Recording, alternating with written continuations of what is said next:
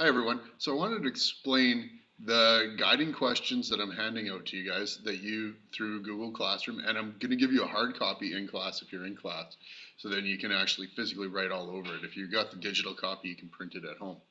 So we're looking at the 6 thinking palettes and going, okay, each one has a set of questions. Now we're going to look at it as there's sort of the essential questions, and there's 2 or 3 that I'll identify in red for each of the thinking palettes.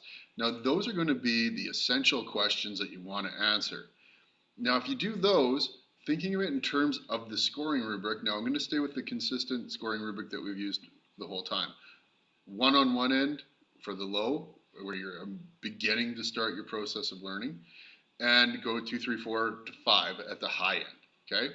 So when we look at this, the red questions are our essential building block questions. They're the main thing to show that you're getting the basics of the concept. So those are going to be sort of level 1, 2 as we're emerging and developing our ideas and understanding. Then we're going to go to the blue questions.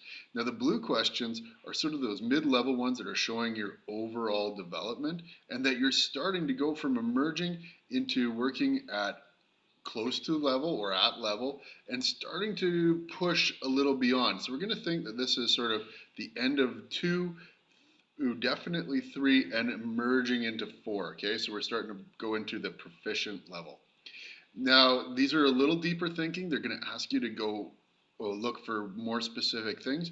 But when we're saying they're in the middle level, that 3-ish type thing, give or take a little bit, it's because they're just looking at the surface stuff. So if we're talking about color, shapes, and lines, you're able to go, well, there's these shapes and there's these shapes, but and these colors and stuff, and they're used in here, but you're not taking it to the point where you're giving us more detail and explaining how they connect to the picture, how they give us more information, and how they convey a whole new message to us. You're not getting into that part of it, so that's where we get into the 4 or 5, and that's the green questions, which ask us to extend off of those blue ones and start getting into that proficient superior level where we're showing deeper thinking, we're making stronger connections, and we're qualifying all those things that we're saying this exists, and we're either finding evidence or proof to support what we're saying. So that's the way we're going to look at the questions. And like I said, the question sheets are red for the basics, blue for starting to push ourselves a little bit and get deeper, and then green is the high level thinking. You can do it in this way. You can sort of go, okay, I want to answer these red ones. That's your choice. You might go, I don't want to do that. I'm going to focus on the blue ones and try and push to green. That's fine. Someone might go, well, I'm going to be doing a bit of both. I'm going to be pulling some red ones. I'm going to grab some blue questions and green. That's fine.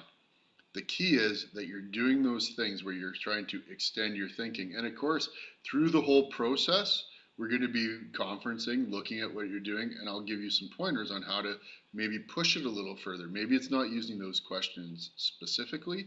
We'll develop other questions that relate directly to you and what you're doing.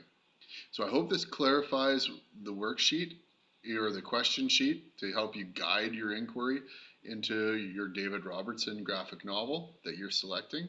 So remember, you're going to pick 6 images, 1 for each images, panels, palettes, or pages. You're going to attach one of those to each of the 6 thinking palettes, and then you're going to apply those questions to the artwork to understand it a little more. So if you have any questions, drop me a line or reach out to me, and I'll be glad to answer you.